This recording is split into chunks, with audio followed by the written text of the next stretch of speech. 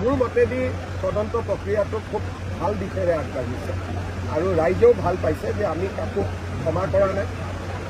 যোনে ঘটনাৰ লগত জড়িত তাকে আমি গ্ৰেপ্তাৰ কৰিছোঁ, কাকো আমি VIP ট্ৰিটমেণ্ট দিয়া নাই, সকলোকে আমি সমানে জেৰা কৰিছোঁ। গতিকে মই যিমান ৰাইজৰ লগত কথা পাতিছোঁ, ৰাইজ যথেষ্ট সন্তুষ্ট। অসম চৰকাৰে যি ধৰণে তদন্তৰ প্ৰক্ৰিয়াটো আগবঢ়াই লৈ গৈছে। আমি ৰাজহুৱা নকৰোঁ, কিন্তু আপুনি যদি চাব খোজে মই CID কৈ দিম, যোনে চাব খোজে চাই আহিব পাৰিব। লুৰিণজ্যোতি গগৈয়ে বিচাৰিছে চোৱাৰ কাৰণে, CIDয়ে তেওঁক মাতি আনি দেখুৱাই দিব। আমিতো ৰাজহুৱা কৰিব নোৱাৰোঁ, কিন্তু যাতে মানুহৰ মনত কোনো সন্দেহ নাথাকে, কোনোবাই যদি চাব খোজে CID অফিচত গ'লে আগতে IDPৰ সময় লৈ গৈ চাই আহিব পাৰিব, আমাৰ কোনো আপত্তি নাই। চেম লাইনত ৰাজহুৱা কৰি যদি মই প্ৰকাশ কৰি দিওঁ, তেতিয়াহ'লে কোৰ্টৰ বিচাৰত সেইখনৰ কোনো ভেলু নাথাকে। So same like Shyam Kanu Mahanta, Akhil Gogoi is also demanding the CBI inquiry.